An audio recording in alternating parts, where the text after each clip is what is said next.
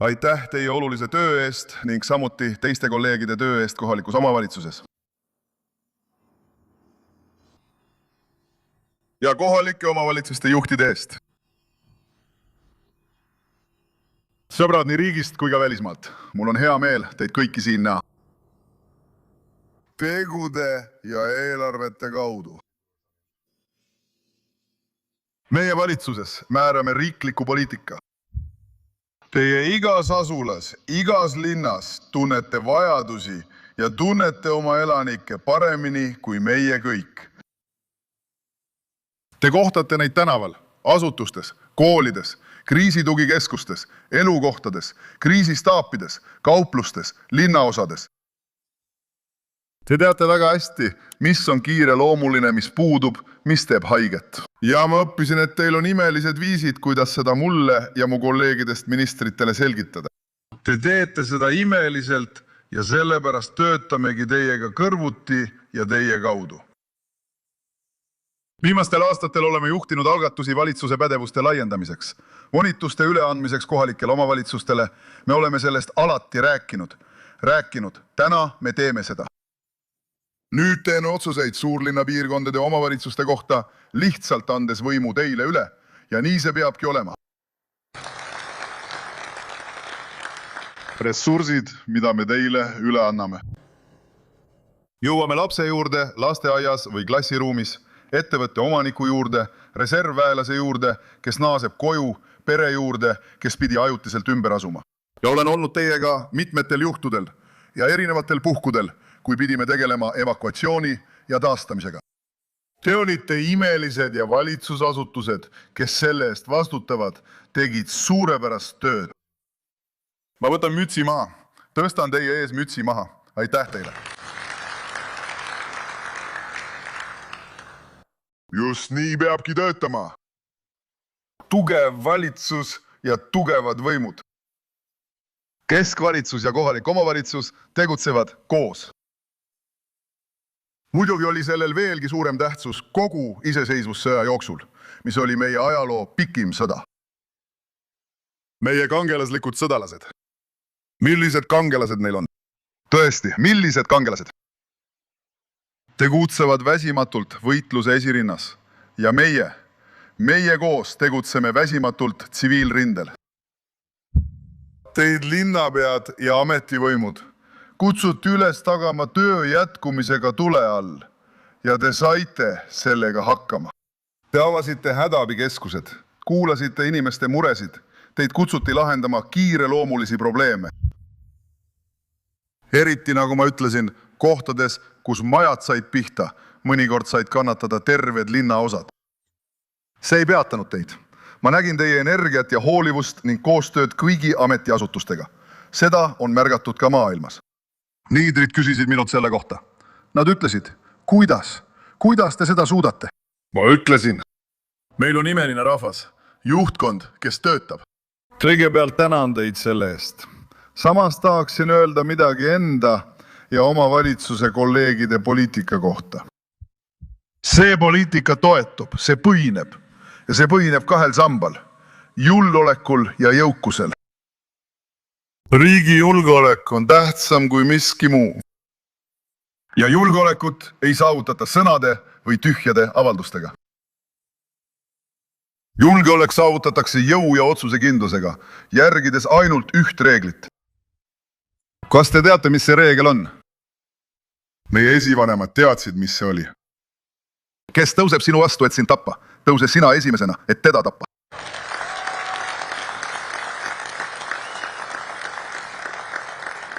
Kui keegi tõuseb sinu vastu kavatsusega sind tappa, tõuse sina esimesena, et teda tappa. Pidime muutma oma arusaamu julgeolekust ja kogu oma lähenemist julgeolekule. Ja nii me ka tegime. Me muutsime suunda. Koos oma kolleegidega juhtisime põhjalikku muutust. Me ei sulgunud oma enda maailma. Lahkuda avatud ruumi, võtta initsiatiiv, rünnata, leidlikkus, kavalus, julgus. Kõige tähtsam asi, mida me selles sõjas tegime, ja me tegime palju tähtsaid asju, oli see, et teisel päeval ütlesin, muudame Lähis-Ida nägu ja me muudamegi seda. Me oleme seda sügavalt muutnud ja muudame edasi. Aga kõige tähtsam asi, mida me tegime, kõige olulisem kõigist, oli hirmubarjääri murdmine. Me muutsime iseennast. Ja see polnud sugugi lihtne protsess, sest meid ründasid kohutavalt need mõrtsukad 7. oktoobri veresaunas. Ja tundus, et Iisraeli riiki ähvardab peatselt kohutav häving. Ja ma mõtlesin, nagu ma esmaspäeval ütlesin, me pöörame kogu maailma korra pea peale. Ma ei arvanud, et me võitleme ainult Hamasi vastu.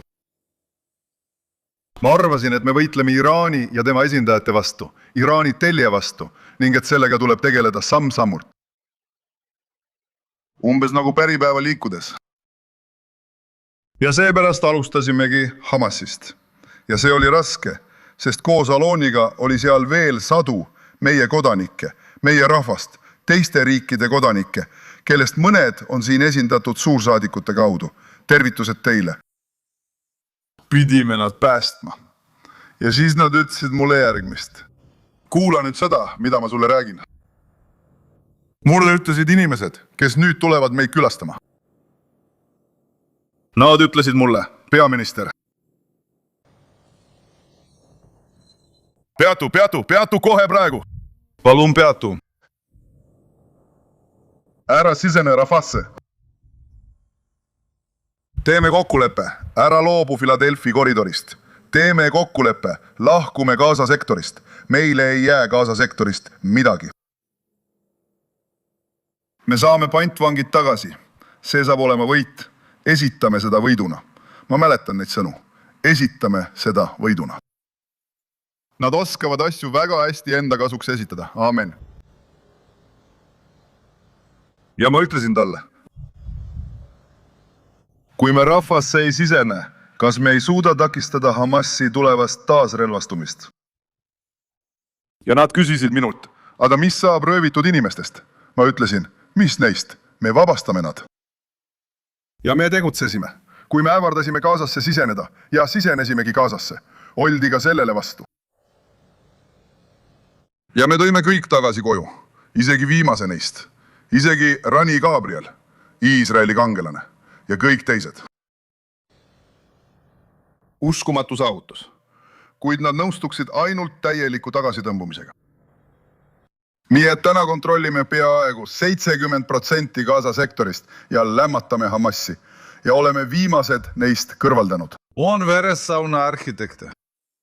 Nii et Adin Gadad, tema oli nüüd juhtis, tegelikult oli ta nende juht. Kas te teate, mida nad tegid pärast seda, kui me ta kõrvaldasime? Mida nad tegid? Mitte midagi. Ühtegi raketti, ühtegi juhitavat raketti, isegi mitte ühtegi kuuli.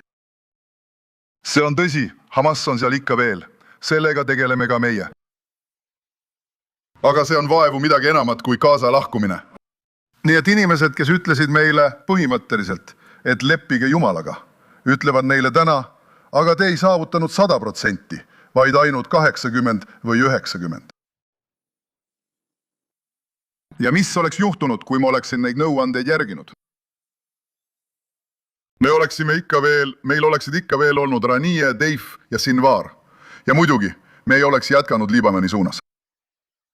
Ei piperite ega vaktsineerimisega, neil oli raketiarsenal.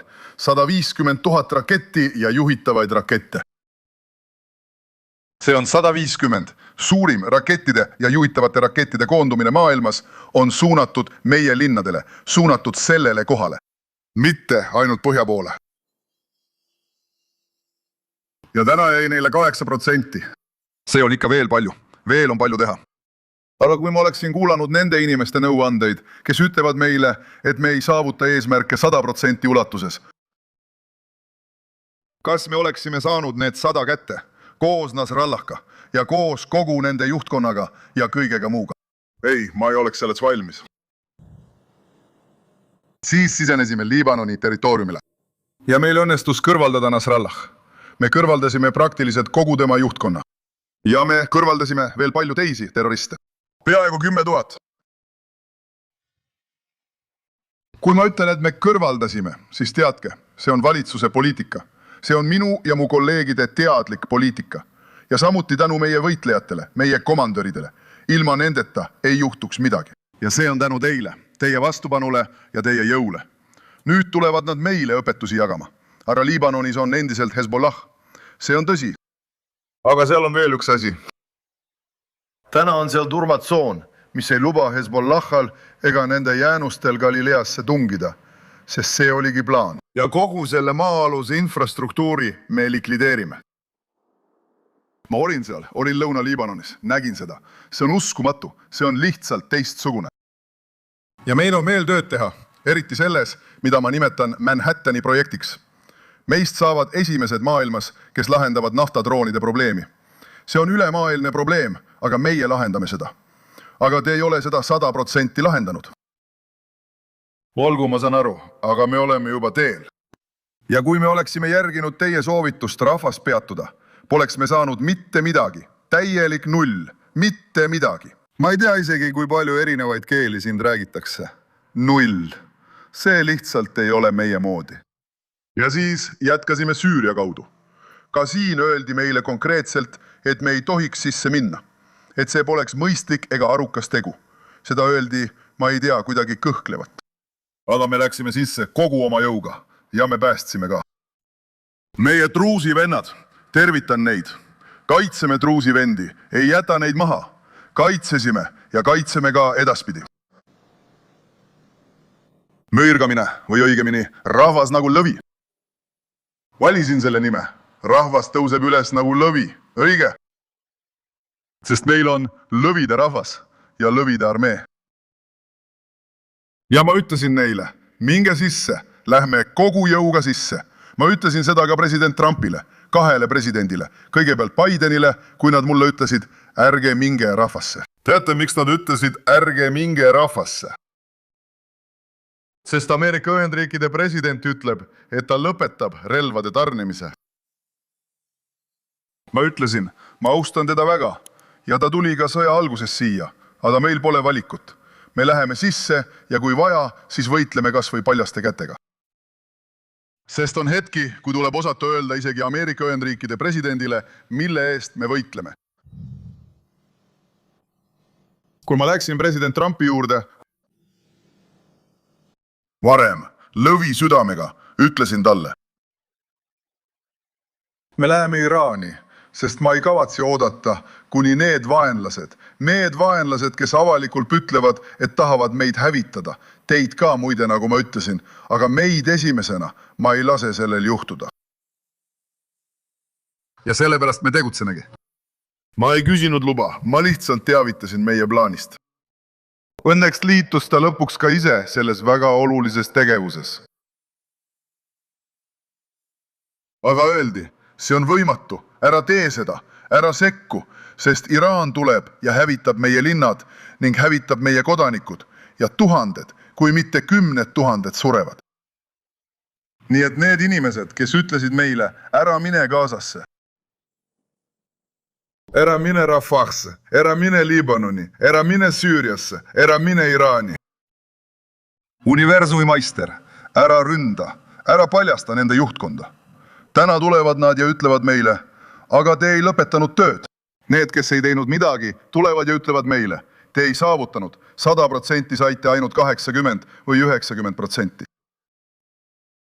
Tööd on veel teha, see pole läbi, see on tõsi.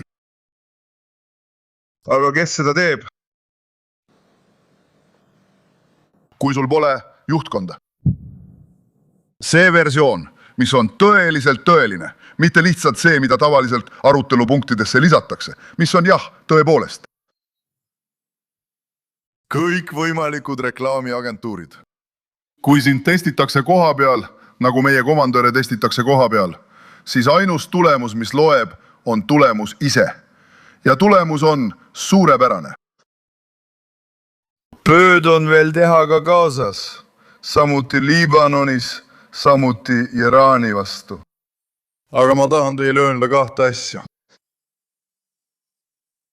Kuni mina olen peaminister, Iraanil ei saa olema tuumarelvi.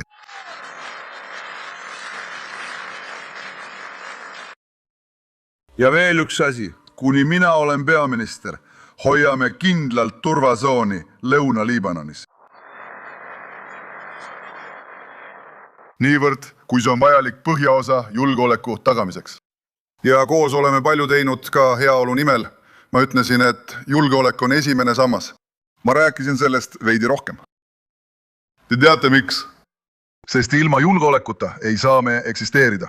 Ja julgeolek saavutatakse julgete otsuste ning julgete komandöride ja sõduritega. Seda on meil küllada. Aga peame mõistma, et see peab jätkuma ja suuri asju on võimalik saavutada ka diplomaatilisel tasandil, just tänu sellele jõule, mida oleme näidanud. Aga ma rääkisin ka jõukusest. Selles osas enendame koos teiega arengukavasid, kasvu ja taastumist enneolematutes mahtudes. Tegime seda raskustega. Tere, Dorit Troorits, peadirektor. Tõuse korraks püsti. Vaata, sa väärid seda. Aitäh, Troorits Steinmetz on peadirektor. Te kõik tunnete teda kabinetist, peaministri kabinetist. Ja ta on töötanud ka teiste ministeeriumite peadirektoritega. Ja ta on töötanud koos teiega. Ja siin on tehtud koos uskumatut tööd. Ma tahan, et me mõistaksime nende investeeringute ulatust, millest me räägime. Ainult eelmisel aastal eraldasime umbes 23 miljardit seeklit lõuna tugevdamiseks. OTEF-i piirkonna ülesehitamine, Iisrael, Lääne-Negevi arendamine, Beersheva positsiooni kindlustamine kasvava suurlinnana, taristu rajamine, töövõimaluste loomine, tervishoiuteenuste laiendamine, innovatsiooni edendamine ja mis kõige tähtsam, me näeme tulemusi oma silmada. Sest lõuna ei taastu lihtsalt, see õitseb. Negevi lääneosas, sealhulgas Gaza ümbruses, on eluasemete järele rekordiline nõudlus. Endised elanikud tulevad tagasi, uued elanikud saabuvad, kogukonnad sünnivad uuesti. See on tõeline võit. Asi ei ole ainult hävitatud asjade taastamises, vaid parema olukorra loomises. Nii et lõunas saime tõestust selle kohta, mida on võimalik saavutada, kui valitsus ja kohalikud võimud töötavad koos, juhindudes ühisest visioonist. Mida tegime lõunas, teeme ka põhjas ning hiljuti kiitsime valitsuses heaks rea otsuseid põhja heaks kokku 29 miljardi seekli ulatuses. See hõlmab rindejoonel asuvate kogukondade ülesehitamist, asulate laiendamist Galileas ja Golani kõrgustikel, kultuuri, tervishoidu, haridust, tööhõivet ja transporti. Ja veel mitmeid punkte. Kiryat Shmona ülikool. Rong Kiryat Shmonasse. Varem tehti selle üle nalja, aga täna enam mitte. Pärast infrastruktuuride revolutsiooni, mida mul oli suur privileeg juhtida. Kas teate miks? Sest kui ma olin sõdur, pidin osa oma teenistusest Sayeret matkali üksuses tegema Süürias. Vabandust, Golanil, samuti Süürias. Ja sinna oli vaja kohale jõuda. Ja me reisisime mööda Beit-Liidi maanteed, see oli kitsas tee, aga kui jõudsime Vadi Ara juurde, jäime ummikutesse kinni. Sinna jõudmine võttis tunde ja tunde ning kui laskusime Suessi kanali poole, juhtus sama asi. Sõitsid mööda auklikku teed, umbes Kiryat Kati kanti ja siis jäid seisma. Tegelikult mitte Kiryat Katini, vabandust, vaid Kiryat Malakini. Ja ma küsisin, miks see nii on? Ja hetkel, kui mul oli võimalus peaministrina, ütlesin, me lihtsalt katame kogu riigi maanteede, ristmike, tunnelite ja rongidega. Ja see tõesti toimub ning Kiryat Shmona on sellest osa. See on selle tulemus. Samuti on oluline kiirtee 6 laiendamine põhja poole, Galilea keskpiirkondade tugevdamine ja muud plaanid, mis tugevdavad põhja veel paljudeks aastateks. Ja kordan veel kord, minu lubadus põhjaelanikele ja teile, kohalike omavalitsuste juhtidele, on selge. Nii nagu tõime taas sünni lõunasse, toome tõuke, arenguga põhja. Ning kõik, kes tol ajal ei uskunud, et see lõunas juhtub, näevad seda nüüd. Numbrid näitavad seda. Riigi suurim kasvutõus toimub praegu Gaza ümbruses. See on midagi uskumatut. See ei üllata mind, ei pane mind imestama, sest see oligi plaan. Sama juhtub ka põhjas. Ja nii nagu lõuna täna meelitab uusi peresid, investeeringuid, nõudlust, nii saab olema ka põhjas. Me ei lepi ainult sellega, et toome elanikud tagasi koju, vaid panustame palju jõudu uute inimeste ligimeelitamiseks, uue infrastruktuuri rajamiseks, uute kasvumootorite arendamiseks, eluasemele, töökohtadele ja kõigile eluks vajalikele vajadustele. Ja ma tahan midagi öelda. Põhja ja lõuna vahel on siin esindatud veel palju ametivõime. Nii et mu sõbrad, teiste piirkondade ametivõimude juhid, ka teie jaoks edendame olulisi algatusi. Me eemaldasime takistused umbes 800 kuni 850 000 jaoks. Elamispinna üksuse jaoks. See on peaaegu 1 miljon elamispinna üksust. Sõlmisime raamlepingud veel umbes 200 000 elamispinna üksuse jaoks. Võtsime vastu ajaloolise otsuse ehitada 2 uut rahvusvahelist lennujaama ja tegutseme selle nimel. Meil on lennujaam lõunas. Ma ei saa seda lahendada. Lõunasse ei ole võimalik ehitada. Siin on teil õhuväebaas ja siin on kõikumised ja siit ei taheta ning sealt ka ei taheta. Ma ütlesin, tooge mulle kaart. Ma vaatan kaarti ja ütlen, aga kuidas selle kohaga siin on? Peaminister, see on Gaza lähedal. Ma ütlen, Gazat ei ole olemas. Nad ei tulista meie pihta, kuule, ja kui tulistavad, siis ei jää meist kedagi alles. Igal juhul ei jää kedagi alles, aga mis saab Celiinist? Olgu.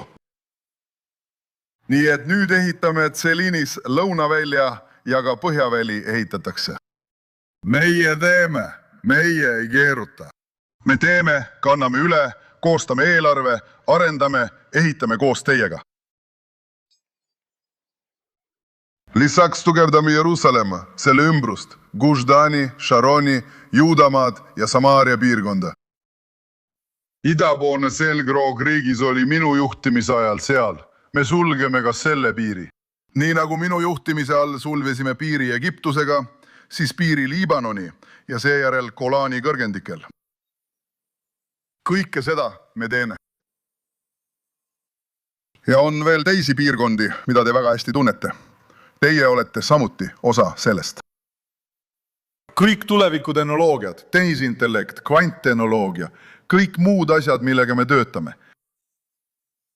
Ma just külastasin nüüd kooli Malis, Tumeenit. On lihtsalt rõõm näha neid armsaid lapsi ja kuidas nad juba töötavad tehisintellektiga. Umbes samamoodi nagu teie lapsed ja lapselapsed juba töötavad. Väikesed juba kasutavad mobiiltelefone. Nii nad juba töötavad järgmiste põlvkondade nimel. Meie asutasime peaministri kabinetis riikliku tehisintellekti keskuse. Ma panin teie ette väga kõrgetasemelise spetsialisti, reservbrigaadikindral Erez Hazakeli. Ja see keskus töötab koos kõigi suurtega. Pole juhus, et nad tulevad siia. Pole juhus, et Nvidia tuleb siia. Nvidia, kas kuulsid? Väike ettevõte. Aga ta on Iisraelis. Kogu maailm ajab neid taga ja meie majandus areneb kiiresti. Ning keegi ei saa aru, kuidas see võimalik on. Kuidas see võimalik on? Kuidas Iisraeli majandus, kuidas seegel, peaaegu saavutas ajaloolise rekordi dollari suhtes? Kuidas? Miks? Sest me teeme õigeid asju. Me avasime oma majanduse, muutsime selle vabaks majanduseks. Me jagame seda saavutust teiega ja valitsuse poliitika, majanduse, erasektori ning meie kodanike seas oleva geeniuse kombinatsioon muudab Iisraeli suurvõimuks. Ja meil on veel teisi väljakutseid. Rääkisin julgeoleku väljakutsetest. Meil on ees ka väljakutsed seoses meie vastu maailmas toimuva delegitimeerimiskampaaniaga ja me tegeleme ka sellega. See on 8. rinne. Ma ei kavatse seda tähelepanuta jätta. Ma kavatsen sel rindel tegutseda. Seega on saavutused tohutud. Kas teate, mis on suurim saavutus? Aga suurim ja tähtsaim saavutus kõigi nende nullide jaoks, kes räägivad 100%. Kas teate, mis on selle sõja suurim saavutus? Meie suurim saavutus on see, et kui me poleks tegutsenud Valgesorus ja hiljem mägedes, oleks Iraanil juba tuumapommid, millega meid hävitada. Ja just seda me suutsimegi ära hoida. Me eemaldasime vahetu ohu tuhandete ja tuhandete ballistiliste rakettide näol. ma näen siin inimesi vaikselt taga istumas. Oota, kas me plaksutame selle peale? Loomulikult. See on meie olemasolu. See on meie tarkus. See on lihtne põhimõte, millesse ma usun. Kes tuleb sind tapma? Tõuse vara ja tapa tema esimesena. Ära lase tal sind tappa. Ole esimene, kes tegutsed. See on meie tõeline poliitika.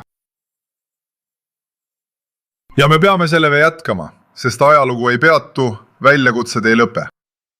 Me peame end positsioneerima ka rahvusvahelisel areenil.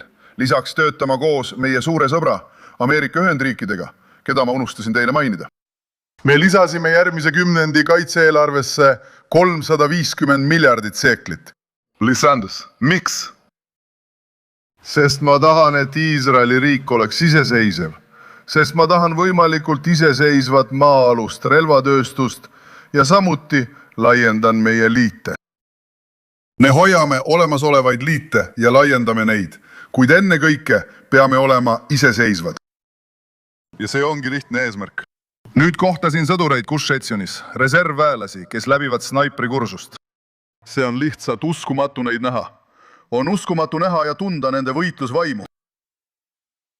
Ära kuula neid kanaleid, ära kuula seda masenduse tööstust.